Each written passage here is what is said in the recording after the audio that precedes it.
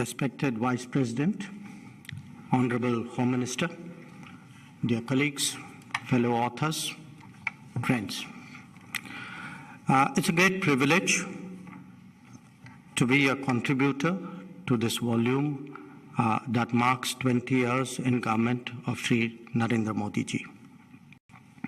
I have obviously contributed on the foreign policy impact that he's had over the last 8 years. And in doing so, tried to trace the influence of his Gujarat years on his foreign policy. And what I present really from the analysis of these 8 years are the new concepts, the aspirations, the vision, the strategy that he has brought to bear in this domain.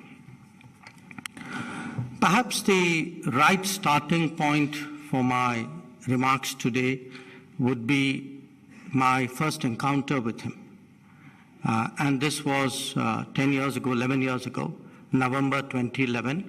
I was ambassador in China, and he was the Chief Minister of Gujarat, visiting China, as many Chief Ministers did at that time. And we were used in the embassy to Chief Ministers. But this one was very different. It was very different because he arrived after midnight. He wanted his first briefing meeting at 7 o'clock in the morning. He ran a 12-hour day with a half-an-hour lunch break. And he proceeded to cover 3 cities, I think, in 4 days. And of course, today, this is standard operating procedure for all of us. But at that time, it was a discovery.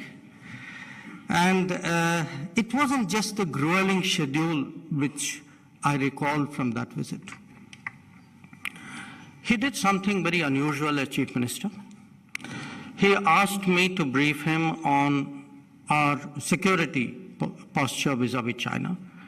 At that time, we were having problems. Some of you may recall stapled visas, border map projections, and the terrorism.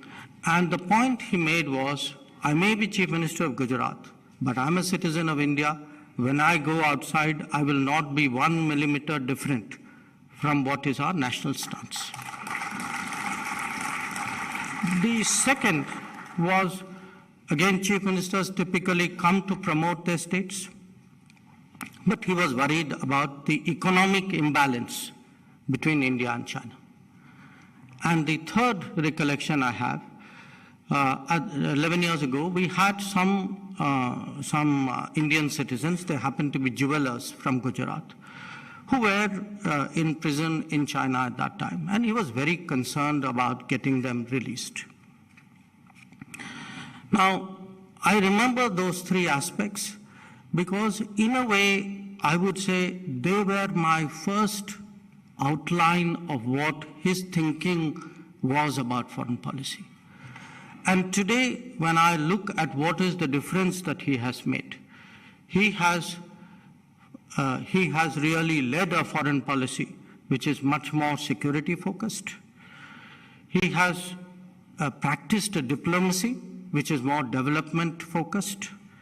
He has created people-centric policies in foreign policy. And he has run a foreign policy of a civilizational state. So let me very quickly fast forward 8 years and run through each of these 4 themes. National security emphasis. The 8 years of Modi Sarkar has brought terrorism fair square at the center of the global debate.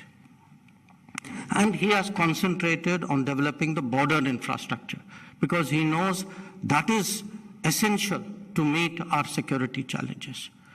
So it could be Uri and Balakut, it could be Doklam and Ladakh. But you can see today, this is not a country that shies away from its hard security challenges. Let me talk about diplomacy for development. I think if you look in terms of his efforts to get capital, technology, best practices from the world, the interest that he takes in trade, he actually addressed every one of our embassies in pursuit of a goal of reaching $400 billion of exports. the effort which he makes to move funds so that their investment in India generates employment. When he goes abroad, he looks at railways, he looks at EVs, he looks at environment, green projects, with a view of what is it he can take back to India. So it is very much that quest for development is very much at the heart of what he does abroad. As for being people-centric, I think each one of you will know how much easier it is today to get a passport, how he has cut through layers of bureaucracy, made it so much simpler. How he actually imagined that we would use post offices who in this day and age were less relevant, as passport collection centers. A very good example actually of minimum government, maximum governance. And in terms of the people centricity, I think you saw the Vande Bharat mission during the COVID. Operation Ganga, which was referred to, Operation Devi Shakti, that today an Indian going abroad knows that we have their back.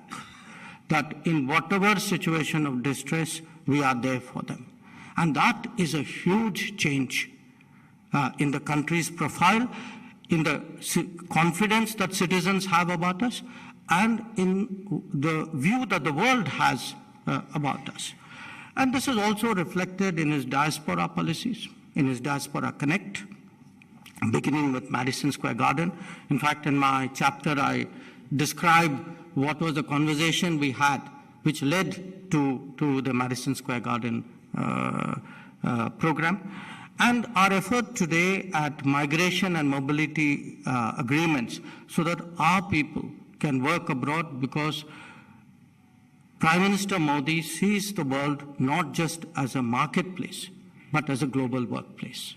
And a lot of his foreign policy efforts are in that direction. And finally, the cultural side.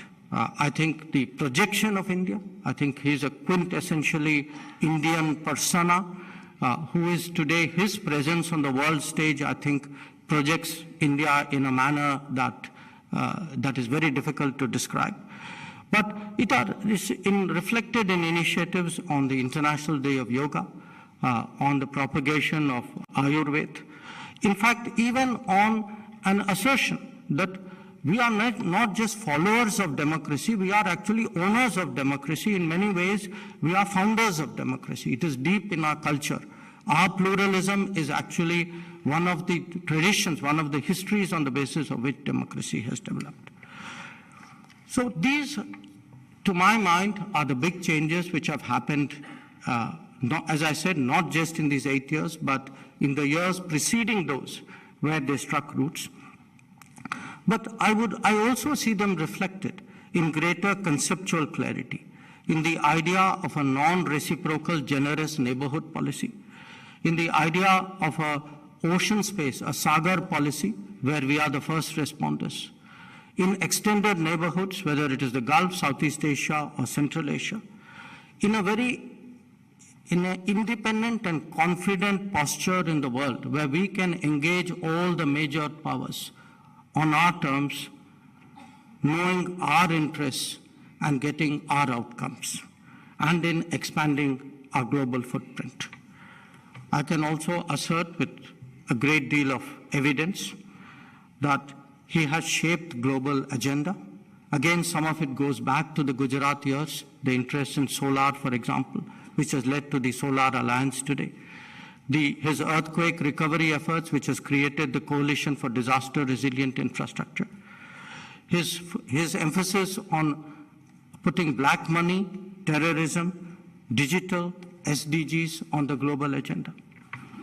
So here is a Prime Minister who has actually propagated and practiced a policy of India first. India first, not as India versus the world, but India first, with India at the center of his perspective and his outlook. And that is his ability actually to harmonize India and the world is exactly what led him to undertake the Vaccine Maitri initiative. So to sum up, the chapter that I have in the book actually lays out what I would say, is the paradox of Narendra Modi. A visionary, but a person of great detail. A culturally steeped person, very deep in our heritage, but a great modernizer. A very strong nationalist, but a very believing internationalist. So, as they said, happy reading. बहुत बहुत धन्यवाद माननीय विदेश मंत्री जी। और अब मैं भारत के गृह और सहकारिता मंत्री माननीय श्री अमित शाह जी से हमें संबोधित करने का अनुरोध करती हूं।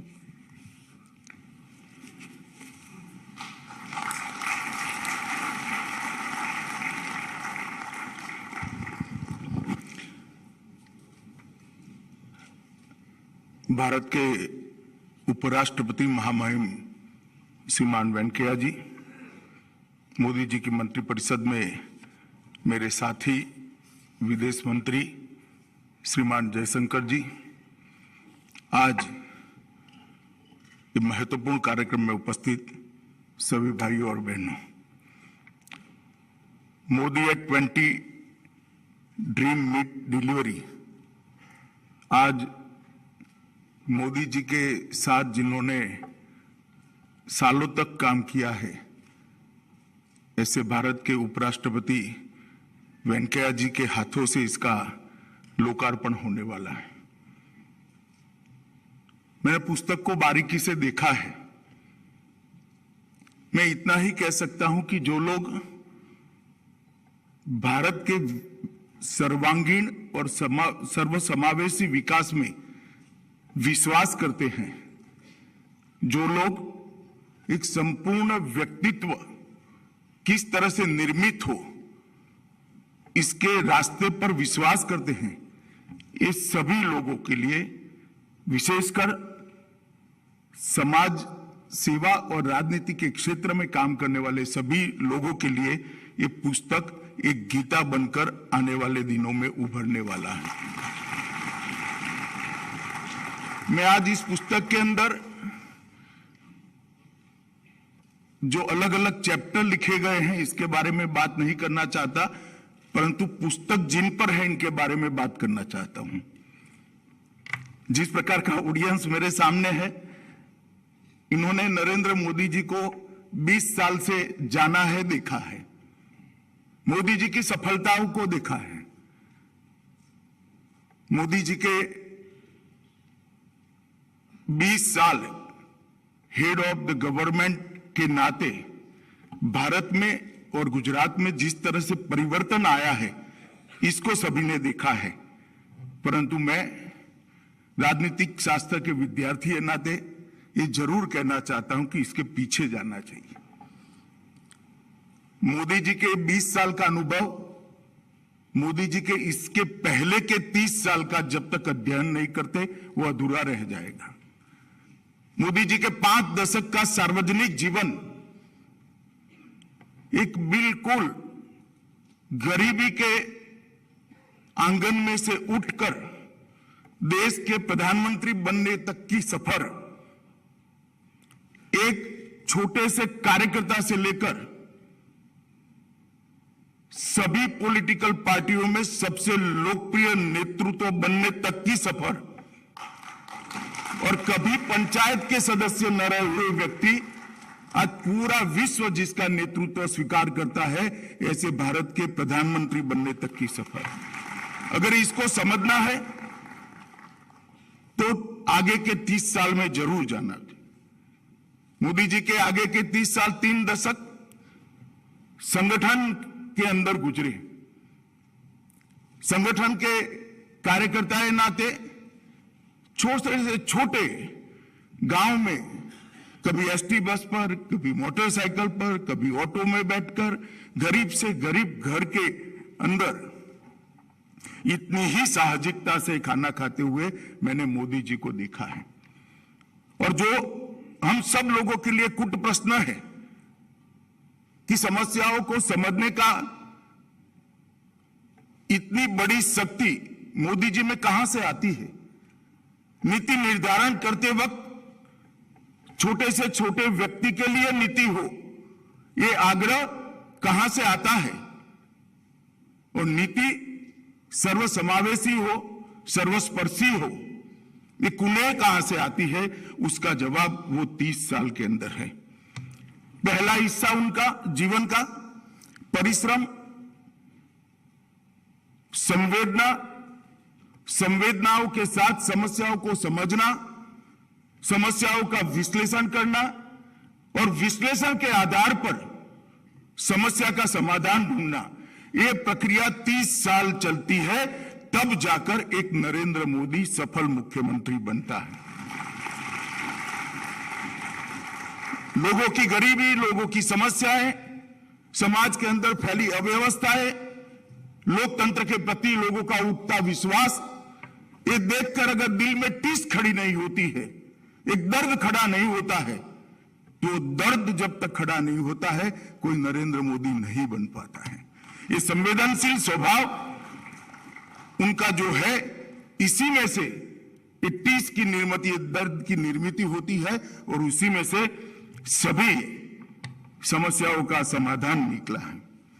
भारत के जनमानस को समझना, भारत की समस्याओं को समझना, भारत के समाज की सांस्कृतिक विविधताओं को समझना और समझते समझते भारत की संस्कृति पर अमाप गौरव का दिल में अकल्पनीय स्थान पैदा करना और समस्याओं के समाधान की दिशा में सोचना, इन्होंने एक प्रक्रिया ने ही मोदी जी को आज इस स्थान पर बिठाया है। 20 साल से मोदी जी ने कई उपलब्धियां हासिल की है। ढेर सारे लोगों ने इनका एनालिसिस भी किया है। खास कर एडमिनिस्ट्रेशन के लिए और गवर्नेंस के लिए मोदी जी ने जो उपलब्धियां हासिल की है, इसका मूल्यांकन बहुत अच्छे तरीके से किया है। मगर मैं एक बात कहना चाहता हूं, एक ऐसे व्यक्ति का मूल्यांकन आप कर रहे हो जिसको मुख्यमंत्री बनने से पहले पंचायत चलाने का भी अनुभव नहीं था। मोदी जी जब मुख्यमंत्री बने उसके पहले कोई चुनाव नहीं लड़े थे, पंचायत के सदस्य भी नहीं थे।